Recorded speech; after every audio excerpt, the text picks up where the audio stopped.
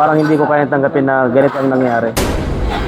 Sana maawa ka rin doon sa customer na ginawan mo. Sus! Halos pagsarado na oh.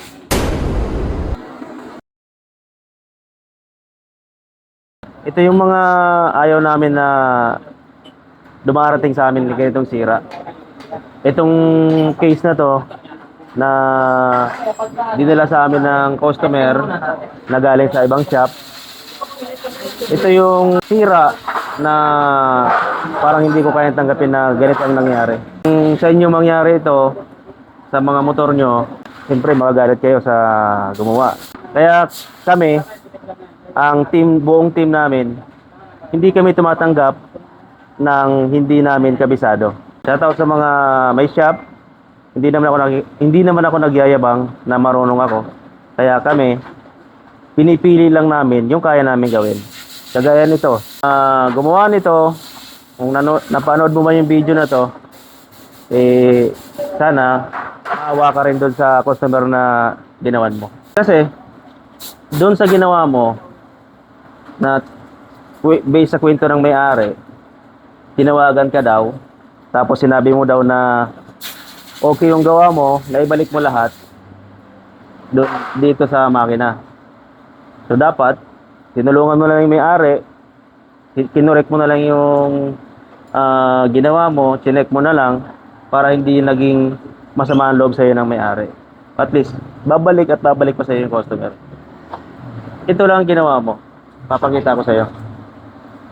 Ang unang-una, ang pinaka main problem ay oil pump. Alam naman natin yung makina, ang buhay niyan ay langis. Kapag ang langis hindi umakyat sa taas, masisira unang-una, yung cams matutuyuan, yung cylinder head, yung connecting rod magi-stack up dahil walang supply na oil. Hindi mo linagay yung o-ring dito. Tsaka yung dowel. Okay lang hindi mo ilagay yung yung o-ring eh. Basta may dowel. Kapag walang dowel, hindi aakyat yung oil. Kasi paano niya ibubuga yung oil papuntang taas na walang daluyan? Kasi ang purpose ng dowel na yun yung guide para magkonekta silang dalawa dito. Kahit walang o-ring, pwede pa eh. Tapos, dito yung dadaan, papuntang oil filter, papasok dito. Na magkukonekta naman, papunta rito. Ito ang nangyari. Panoorin mo. Nasira yung buong cylinder head. Ayan. Nasira yung cams. Nasira din yung tappet cap at cam holder. So halos walang langis to nung binuksan namin kagabi. Na hindi ko nakuha nito ng buong video kagabi Kaya itong umaga na namin ginawa ng video to kasi para maging aware yung mga ibang customer kung saan dapat nila dadalhin yung motor. Isang babala itong content namin na ito para maging aware kayo sa mga dapat yung puntahan na shop. Alamin nyo muna kung talagang nakagawa ba sila ng motor kasi itong motor na to pinagawa lang daw to sa parang malit lang din na shop. Ang sabi daw sa kanya kayang gawin. Ito pa, may kulang pa ditong washer. Di na ibalik. Dapat may washer rin dito. Tapos yung lining nasunog.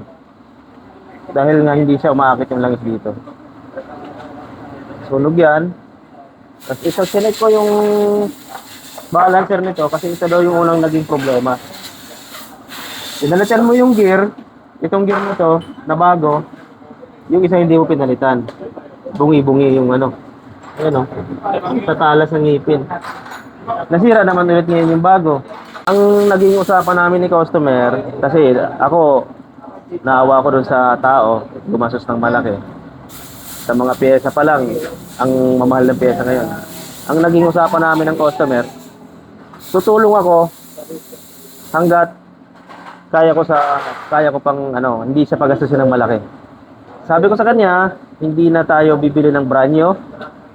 Kagaya na tong head, tutulungan kita maghanap ng mga segunda mano, mga pinaglumaan para magamit niya lang motor kasi ito yung service niya pang araw-araw. Ito yung service niya kaya kailangan natin matulungan sa customer na maayos, mabalik sa dati yung motor niya na hindi gumastos ng malaki.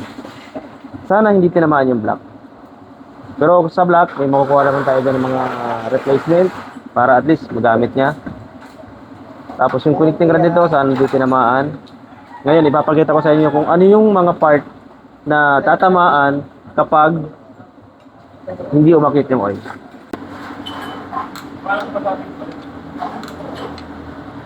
Ito, over torque to. Yan o. Kapag over torque, isa yan sa mga dapat nyong anuin. Pag in-over torque nyo yung higpit dito sa cam holder, ang sisirain yan is yung cams. Tsaka cam holder. Dapat alam nyo rin to. Yung kung ano yung tamang higpit. Pag dito, kahit hindi ka gumamit ng torque wrench, kung kabisado mo na. Pero ako, kahit kabisado ko ng higpit, gumagamit pa rin ako ng tamang tools. Balita ako daw, tinanggi mo daw to. Tinanggi mo raw na okay naman gawa. Kaya ngayon, tutulong na lang kami dito sa customer. Dinala sa akin, kaya ibig sabihin, itiwala sa akin. Ngayon, gagawin ko na lang ng tama. Kasi kung brand new lahat, siguro abutin ng mga 25,000. 25,000 ang halaga.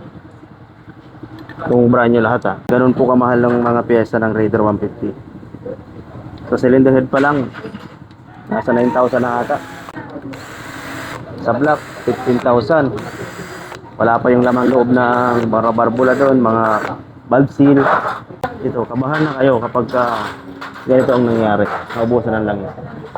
Kung hindi man maubusan ng langis, hindi maubusan ng langis, ganito ang magiging problema. Yan. Diba? Tama. Kunang tama. Oh, ito. Diba? Kaya in-advise ko kay customer, iwan niya muna yung motor. Unti-untiin ko lang kung ano lang yung makita ko na meron kami dito na pwede pa. Yun ang gagawin namin. Saka ito, ginawa ko pang gisto. Tornilyo ng tensioner. Nahirapan tuloy tayo nito. Tornilyo ng tensioner. Ginawang gis. May advice ko lang doon sa mga pupumilit na gumawa ng mga motor na mekaniko first time lang na magbaklas ng ganitong Raider FI. Kung first time nyo palang hindi nyo kabisado, pwede naman po tumanggi. Or pwede kayong tanong sa mga may mas alam. So kung gagawin yung praktisan yung motor, huwag nyo ituloy. Yan. Halos pagsarado na Wala. Kaya pa. Kaya pa sana mag-drive ka. wala na. Kaya mag-drive. Kaya pa, sa kaya. Yung cam holder, wala na. Mas malalim. Hindi, kaya pa yun na, so aalog na. Hindi, yung tunog niyan iba. Hindi na nga natin makukuha yung tamang andar. Kaya ganito, parang naputol na. Parang mapuputol na sa ito pa, exhaust, Sabi ni customer, mula sa pagawaan hanggang bahay nila, di nga raw nakaabot sa bahay Oo. Kaya pumunta sa atin si customer kasi may nakapagturo sa atin na gumagawa daw tayo ng Raider. Ako naman kaya naman namin gawin yan. Basta Raider. Natsatsambahan naman namin yung mga gawa namin dito Grabe Yari dyan mo. Yung mga washer na puno na ng mga napudpod. Wala pang post yan. Grabe, galit na galit kayo sa pandikit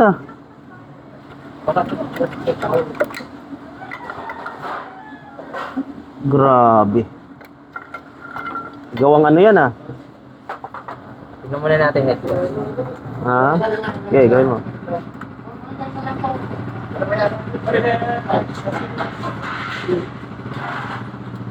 Itim nito, boss, oh. Sunog nga eh. Okay. Naman tayo. Grabe yung gasket. Kakagawa lang nito ha. Ay, putol.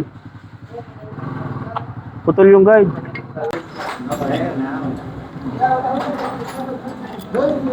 Sus, maraming pandikit boy. Sa'yo ito? Hindi naman. Sana hindi. Ang black. Ay.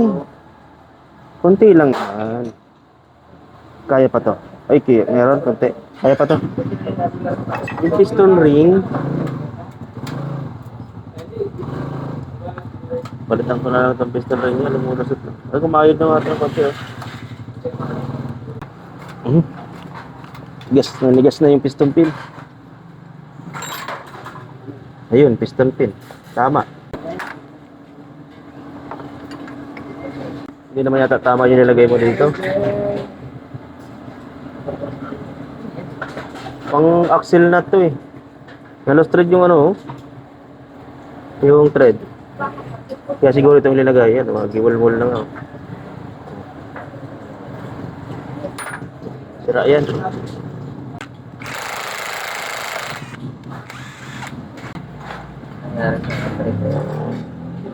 Oh, thread. Nire-thread nila. Patay tayo diha. Kung malaki to, ito mas pino. Ito, hindi ko pinapalitan. Ito, biyak-biyak na.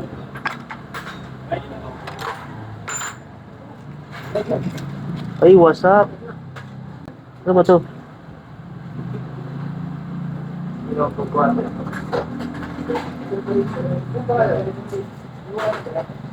Ayun o, pinalo yata ito eh. Yun po o.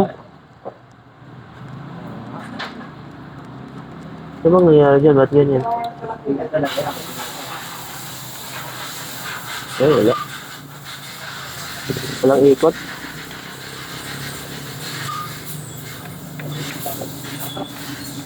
Tigas. Halos ayaw umikot oh. Nakakabili ng mekanika. Wala, baba to. Yun, biyak. Yan, yan. Yan o. Oh, bilang ko ah. Yan, crack yan. Ganun pa rin, sir. Magalaw, yan o. Diba? Biyak to oh. Part na to. Laking gastos nito.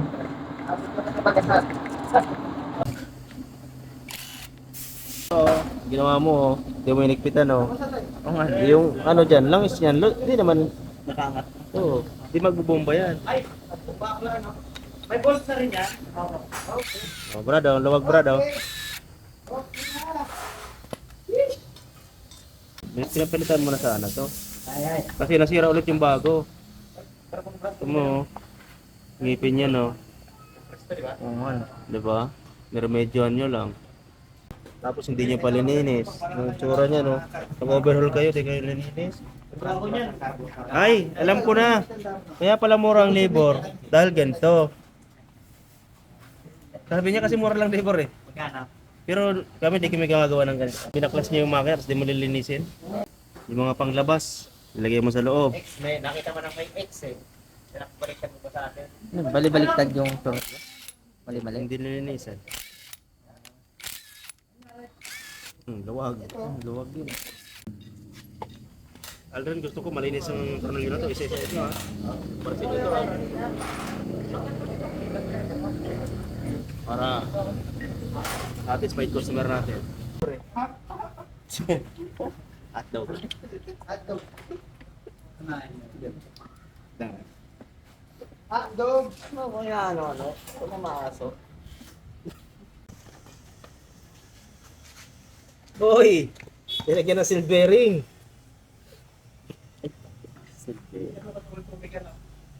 Silvering, linagay. Sira ang galit. Maganit. Washer. Hindi nga naman mapasok ng langis. Ha? Oh, ano to? Durog-durog oh. Ano yan? Ano yan? Yung bakit hindi nyo nilagay sa tamang lagayan niya? Pinasok nyo na lang kasi di nyo alam lagay. Yawe. Basta sinalpak. Ano yan, boss? Patingin niya. Ano pala yung gamit? Pinasok sa loob. Ito, bungi-bungi yan. Diyos ko po. Hindi nyo alam ilagay kung saan nilagay. Ganun pala yung, parang ano, may kalansing sa loob, maganda pa. Saan kaya so? Pasok ko na yun sa loob. Pinasok ka lang sa loob eh. Parang walang sobra. Hello. Pardalata. Visit na yan. Ito bago to. Kasi yung luma daw nito nabalik ko na. Bearing dapat tinanggal mo na lang Brad yung takip para maglagyan ng langis.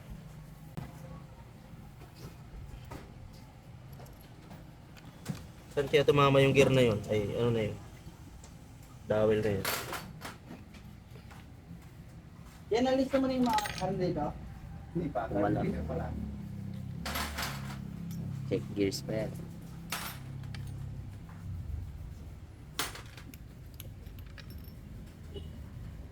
But puro graso pinaglalagay nila, no? Yung graso, puro ng graso. Ay pa yung sikreto. Sikreto ng mga ga.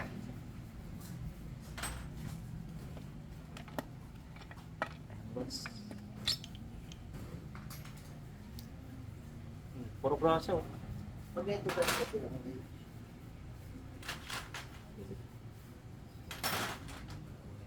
Washer. Tama yung washer. Puro graso. Okay naman yung bearing. Okay lang siya. Palitan na natin ito. Grasa din yung buong-buong. Kung ano.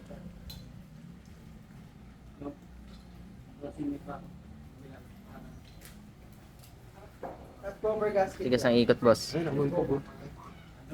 May umpog. Tumama yan doon sa ano. Siguro sa balancer. No, hindi na yata umiikot yan eh. Dapat yan open lang. Ikot mo, boss. Di ba naman? Ano yun? Ito, palit to. Parang, o nga no, malapot yung langis na ginamit. Grasa ang nilagay, hindi na langis. Ito, kailangan mahalagang malinis natin yung mga piyesa sa loob ng makina. Para yung mga, at least, matanggal natin yung mga dumi-dumi na hindi bumara. Importante kasi hindi ito eh. Yung part na to, yan, dapat bugaan nyo ng hangin yan. Kasi once na nabarahan niya ng dumi, malaking perwisyo yan. Kasi baka possible mag-stock up to. So, importante yan. Pinapasokan namin ng ano yan, ng gas dito. Tapos kayo na hanginan. Yan o.